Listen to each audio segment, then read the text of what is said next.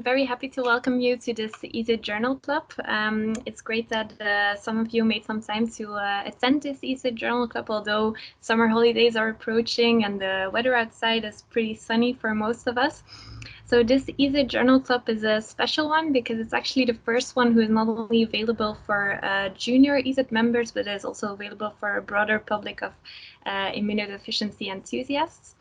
So my name is Selket Delafontaine. I'm a PhD student at the Laboratory for Inburners of Immunity at the KU Leuven and a pediatric resident at the University Hospital Leuven.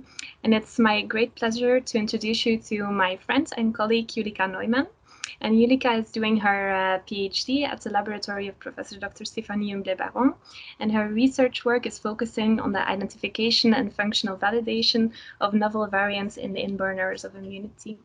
And so today she is going to present her work, which was published last year in Cellular and Molecular Immunology, describing a new inburner of immunity due to mutations in ITPR3.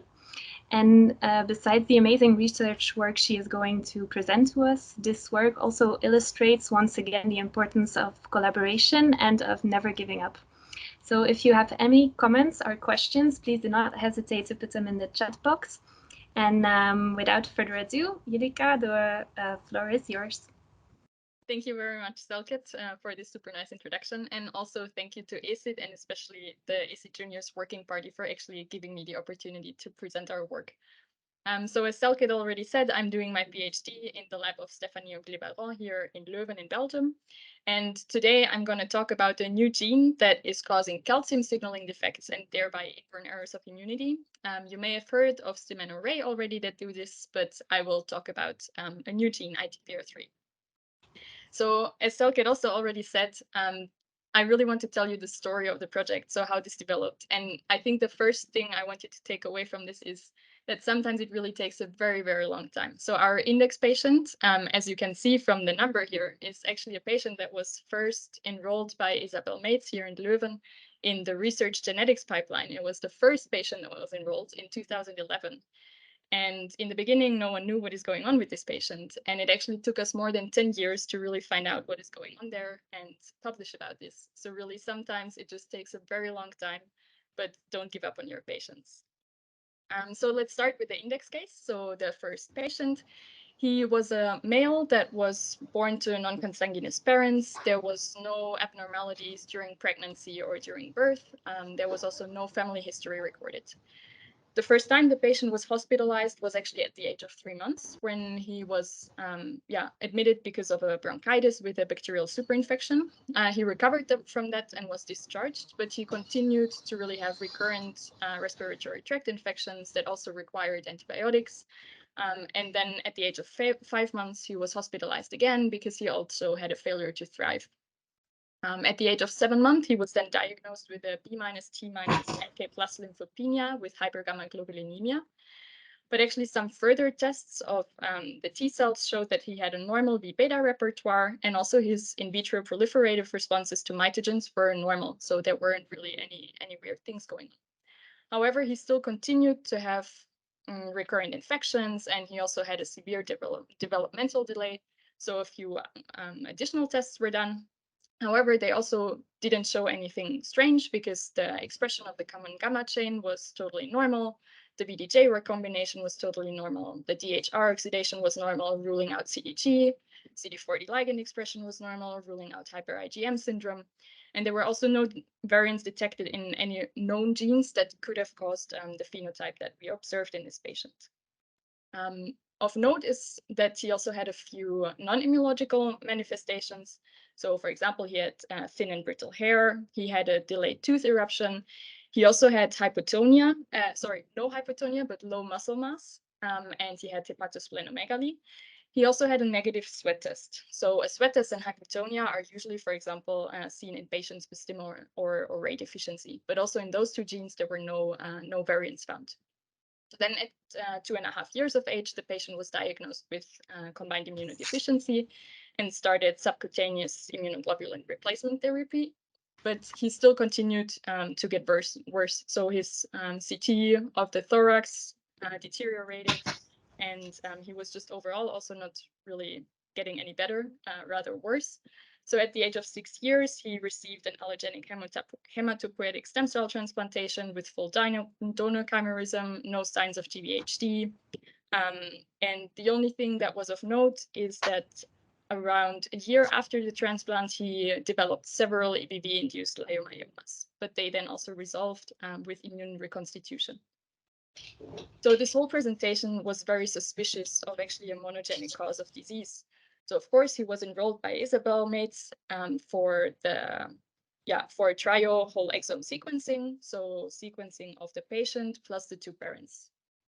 And the PhD student, Erika van Nieuwenhove, that looked at this patient at the time, found one variant in ITPR3, which is a gene that encodes the inositol 145 trisphosphate receptor subtype 3, which is a calcium channel. And this was actually a de novo variant. It hadn't been described before. And you can see that it had a very high CAT score, so being very likely to be pathogenic. However, both ITPR3, but also not the other two subtypes of the receptor, so ITPR1 and ITPR2, were associated with any immunological disorder at the time. So what Erika decided was to actually upload this variant on GeneMatcher, which is a platform where clinical staff or researchers can actually enter variants that they find. And if they find a variant in the same gene as someone else, they get matched and can contact each other.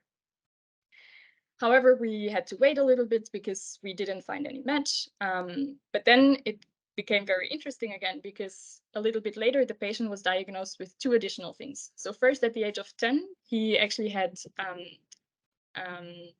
bilateral Leckalve-Perthes syndrome. So basically, a problem with his hips. And this also led to the delayed diagnosis at the age of 11 years of axonal Charcot-Marie-Tooth, which is a peripheral neuropathy. So, and this is finally when we found a match via GeneMatcher. And you can see here on the bottom, we had a match both with a group in Helsinki and also one with Colombia. In Helsinki, it was actually a whole family with different individuals with a variant in ITPR3, and they all had progressive neuropathy. And the patient from Colombia actually had the exact same mutation as the first patient from us in Leuven, but only was reported to have Charcot-Marie-Tooth syndrome as well, so the neuropathy.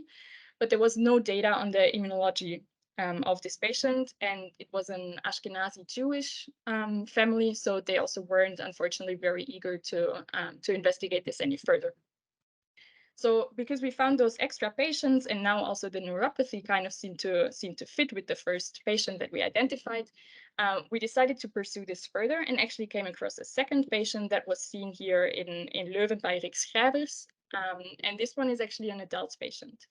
So it's a patient that already presented quite early with several episodes of immune thrombocytopenia that required a splenectomy at the age of 19. He also had autoimmune hemolytic anemia. He presented with a primary CMV infection and had chronic diarrhea. So he was diagnosed actually with CVID and received immunoglobulin replacement therapy. And you can see that this patient has a compound heterozygous mutation. So today in my presentation, I will focus on the first two patients that we identified here in Leuven, and that are the only ones from those that presented with an immunological phenotype. So a quick recap of the patients.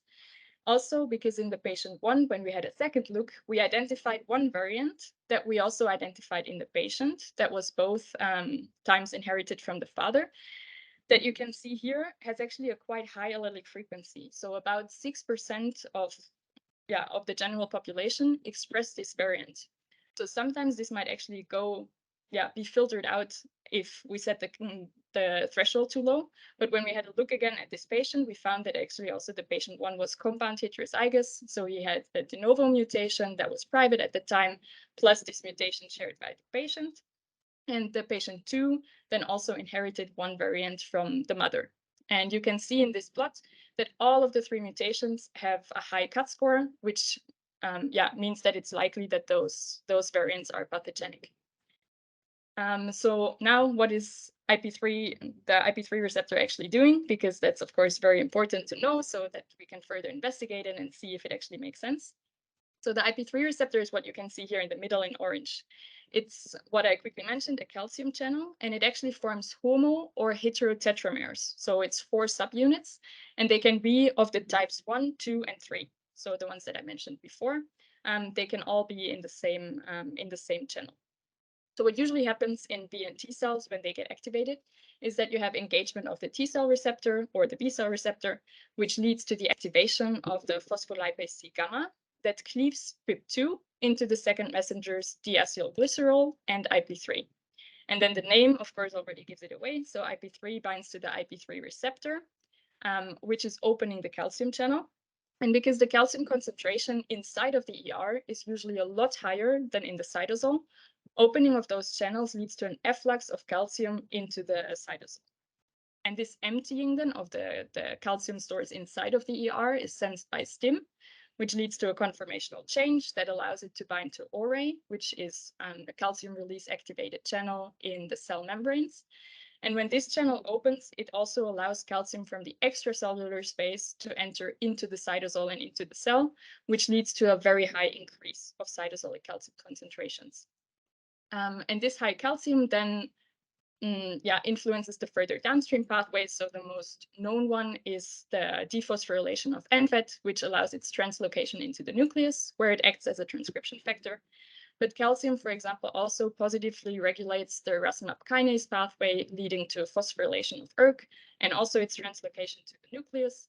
And then those transcription factors activate gene expression that leads to activation, proliferation, and cytokine production of lymphocytes.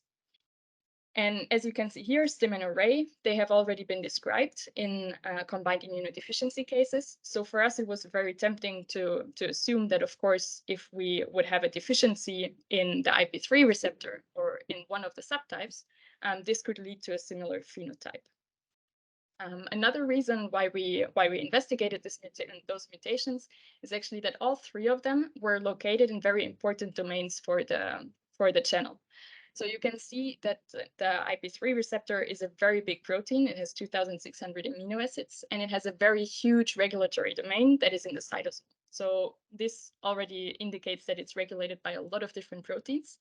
And actually the two variants of the second patient, and this one being the shared variant, they're both located either directly in or very close to phosphorylation sites of the receptor, which indicates it's really sites where the activity of this channel will be regulated. And then the third mutation, so the private de novo mutation of the first patient, is located right in the channel domain. And you can see here on the bottom some in vitro prediction data, what happens if we exchange an arginine with a cysteine. So usually with an arginine, you can see here, this is the channel pore. So this is really where calcium flows through. And in the normal protein, it's quite neutrally charged. However, when the positive arginine is replaced by a cysteine, we kind of lose the positive shielding of two aspartic acid residues in this channel domain, which leads to a complete negative charge. So this red means that everything is negatively charged here. And this, of course, already indicates that this can lead to a problem in calcium ions actually going through this pore. So that's what we, of course, first wanted to check. Will we be able to see calcium flux defects in those cells? So we first started with fibroblasts because those were the only primary cells that we still had from the first patient because he underwent hematopoietic stem cell transplantation, so we couldn't use PBMCs anymore. So what we do with those cells is we label them with a dye that basically binds to calcium in the cytosol and is an indication of how much calcium is present in the cytosol of a cell. And then we add bradykinin, which is an agonist of the GPCR that results in generation of IP3 that then binds to the IP3 receptors and leads to a calcium flux from the ER into the cytosol, which should lead to an increase in calcium concentrations in the cytosol. So what you can see in this graph is actually on the y-axis, the amount of calcium in the cytosol, and on the x-axis, the time. So the different dotted lines indicate when we add things to the cells. And the first dotted line indicates when we add EGTA. EGTA is a calcium chelator, which means it's sequestering all of the calcium that is outside of the cells. So that what we actually monitor in our experiment is really only fluxes, calcium fluxes that happen within the cells. So there is no calcium from the outside going into the cells. And then the second line indicates where we add the bradykinin. And you can see in black, the healthy control, you have really this transient increase of cytosolic calcium concentrations that goes down over time again. If you look at the curve for the patient 1 in red, you can see that this is really severely reduced. So there is less calcium going into the cytosol. We can also quantify this by calculating the area under the curve. So everything that is underneath this curve here, which is a measure of the magnitude of the response. And we can also calculate the amplitude, so the highest point of the curve, which is indicative of the maximum calcium signal that is obtained in this response. And you can see that both things are significantly reduced in the patient 1, but the cells of the patient 2 actually seem to be doing quite well. So then we wanted to know if maybe for the patient 2, we only see those effects in primary cells, so really in immunological cells, because those are the ones that, of course, are responsible for the clinical pathology that we observe. So we used PBMCs from the patient 2 and also from the 2 heterozygous parents, as well as from healthy controls. And calcium flux is very sensitive. So we had to find a way that we can really make sure that all of the cells are treated the exact same way to minimize the sample-to-sample variation.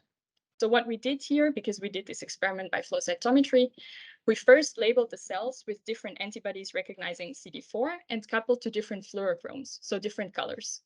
And after we did that, we mixed them all together, then loaded them with the calcium indicator dye, and then did our assays. And this allowed us to really make sure that we treat the samples the exact same way, but that because of the different colors, we can still later know which individual had which response. So here you can again see the calcium concentrations over time for 2 different approaches. So this time we stimulated the cells with anti-CD3 and anti-CD28, which is really a T cell receptor stimulation, well, a T cell stimulation. And in the first case, we again did it with EGTA. So we really only see calcium fluxes that happen inside of the cell. In the second graph down here, we didn't add the EGTA, which means that we also allow calcium from the extracellular space to go into the cell, which is actually called store-operated calcium entry. And you can see that in both of those conditions, the patient has a severely reduced response compared to the healthy control and also compared to the mother. So here in those graphs, you can again see the quantification of the area under the curve, so the magnitude of the response and the highest signal. And all of them are reduced for the patient. And the father has actually a bit of an intermediate phenotype. So when we go back to our scheme, we now show that this part of the calcium response is actually defective in the primary cells of the patient 2. And we know that it's also happening here because also in our experiments where we added EGTA, so we don't allow this part to happen, we saw already a defect. But then we wanted to know if this also translates to downstream activation of pathways. So the first one we focused on was the ERK pathway, because that's very easy to check by flow cytometry to just stain for phosphorylated ERK. So again, we did this with cells from the patient, from the parents, and a healthy control. And in those histograms, you can already see that after 5 minutes of stimulation, the patient shows a lot less cells that have phosphor-ERK compared to the healthy control. We see the same thing after 15 and 30 minutes, but the signal here is also already going down in the healthy control. So here you see the quantification. The patient really has a lot less cells with phosphor-ERK after 5 minutes of stimulation. Again, we use the T cell stimulation, so anti-CD3 and anti-CD28. And this is the first indication that indeed the impaired calcium signaling also translates into a functional defect in activation of those cells. But then we switch to the other side of the scheme. So the most, let's say, prominent pathway that is regulated by calcium, which is the translocation of NFET into the nucleus that is mediated by calmodulin and calcineurin. And for this, we did image stream analysis, and image stream analysis is basically flow cytometry with pictures. So what we did here, we also stimulated the cells with anti-CD3 and anti-CD28, and we stained them with CD4. So all of the results that you see here are in CD4 T cells. And then we also stained them with DAPI. So that is what you can see here in red, which is a dye that stains the nucleus. And we also stained the cells for NFET, which is what you can see in green. And in the unstimulated condition, you can see that the stainings for those 2 things are basically exclusive. You have either DAPI or NFET, meaning that NFET is really localized in the cytosol and not in the nucleus. But then if we stimulate the cells with anti-CD3 and anti-CD28, you can see that they co-localize together, meaning that NFET really translocates into the nucleus. and how much of the NFET translocates to the nucleus is something that we can quantify using the similarity index. So the similarity index means it basically calculates how many pixels have a staining for both the DAPI and the NFET. So the higher this index, the more translocation of NFET into the nucleus we have. In this graph, you can see the percentage of cells that actually has translocated NFET and DAPI. And you can see this one is reduced in the patient, and also the similarity index is reduced in this patient. As we saw already before in some of the assays, the father has a bit of an intermediate phenotype. So this, as the prototypical calcium-activated pathway, again shows the defect in calcium signaling really translates into a downstream defect of activation in the T cells. To prove that in really the last instance, let's say, we checked really what is happening at the last step, and we chose to look at the proliferation of the cells. So we labeled cells basically at the beginning of the experiment with a cell tracking dye. It means that you will have a very high signal in those cells. And then when we stimulate them, again, with anti-CD3 and anti-CD28, they start dividing. And with each division, the dye in the first cell is equally split between the daughter cells. So it means that also the fluorescence intensity is halved. So you get the next peak. And then with every division that the cells undergo, the fluorescence decreases, so you get those nice peak patterns. And what you can see after 3 days of stimulation is that both the CD4 T cells, the CD8 T cells, and also the B cells in kind of a bystander activation effect do basically not proliferate at all for the patient, while for the father, the mother, and the healthy control, we can really see those nice peaks of cells that have undergone several rounds of division. So this indicated, okay, the calcium signaling defect really completely leads to a defect in lymphocyte activation. But then, of course, you can still argue, okay, those are all primary cells. So how do you know that it's really the mutation that you identified that causes this phenotype? So for this, we actually partnered up with a lab in New York at the University of Rochester, because they have HEC cells that are triple knockouts, meaning that those cells do not express any of the IP3 receptor subtypes. So neither type 1, nor type 2, nor type 3. And then in those cells, we overexpress either the mutant or the wild type of the IP3 receptor subtype 3. And then in dark blue, you can also see we have one condition where we actually have endogenous wild type expression, meaning that those cells are only double knockouts. So ITPR1 and 2 were knocked out, but ITPR3 is still the endogenous expression. So we did this for the different mutants, and we verified by microscopy that the localization of those overexpression receptors is actually physiological. And what we then did is also a calcium flux assay using carbachol. And carbachol is basically the same thing as bradykinin. It's a GPCR agonist that results in the generation of IP3, and then the opening of the IP3 receptor channels. And what you can see here is on the x-axis, the magnitude of the response, so the area under the curve. And on the y-axis and on the x-axis, you can see the concentrations of carbachol that were used.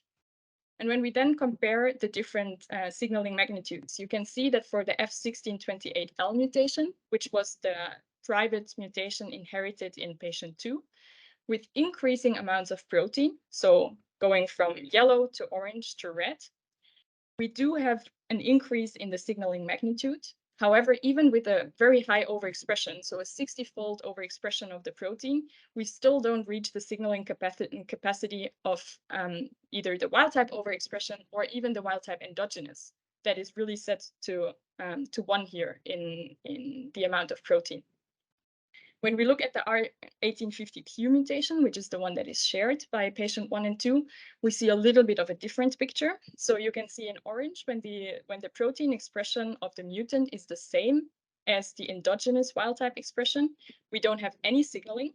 But if we really overexpress this protein, like if we have a 70-fold upregulation of protein, we can reach the signaling capacity of the wild type receptor. So this means that both of those mutations are not complete loss of functions, but they are hypomorphs.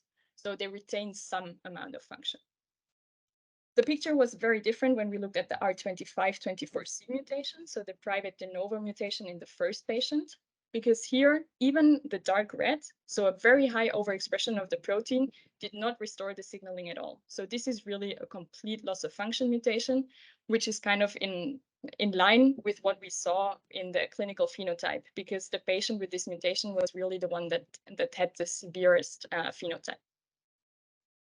So to conclude, what we actually found in the paper and what we describe in the paper is that variants in ITPR3 can lead to inborn errors of immunity, and that those variants, they result in abnormal calcium signaling and homeostasis, and also in defective activation and proliferation of both B and T cells.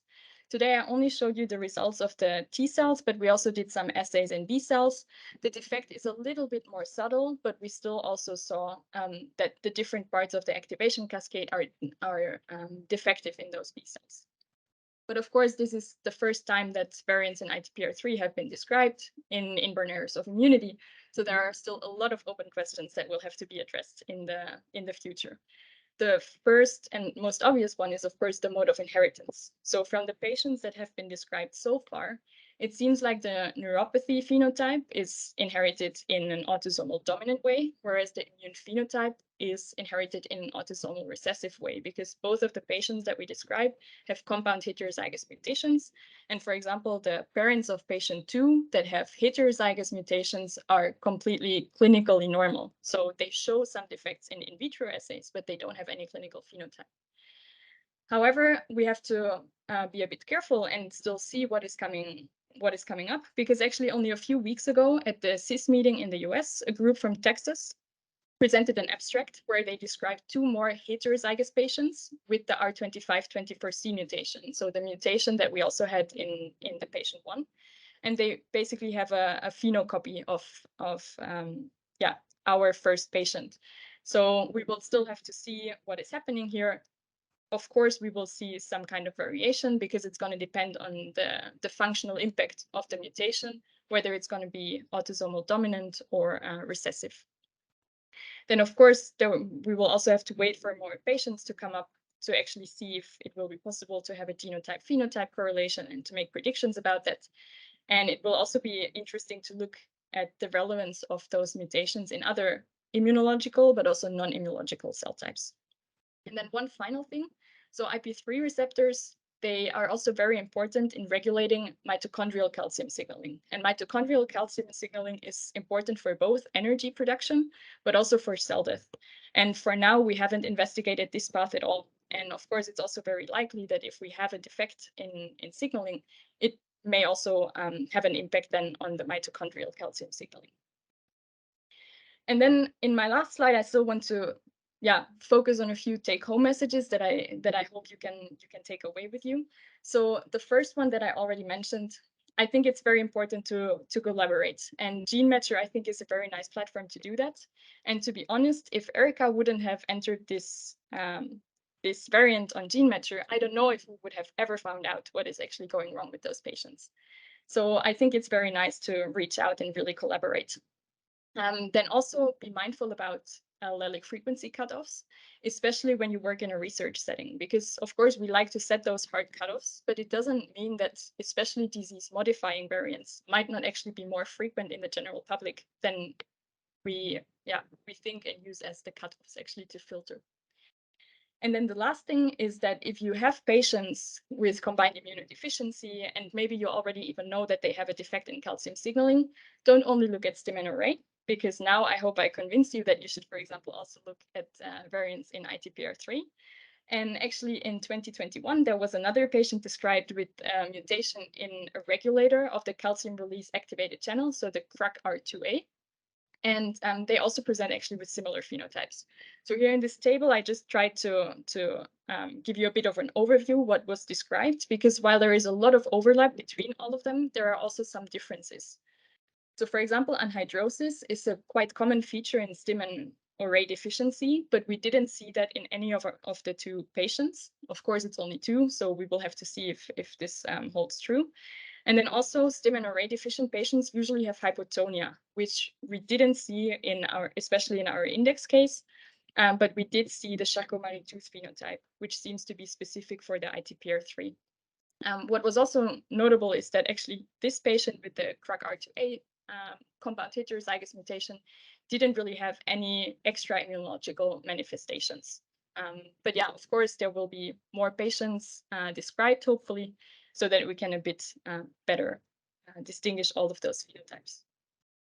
So, of course, this work can only be done in a team. So I want to especially thank my supervisors and promoters and mentors, Stéphanie Humblet-Baron and also Adrian Liston, as well as basically our whole team. Unfortunately, not everyone is on the picture here, but yeah, I mentioned Erica a few times because I think without her, this project would have never come to life.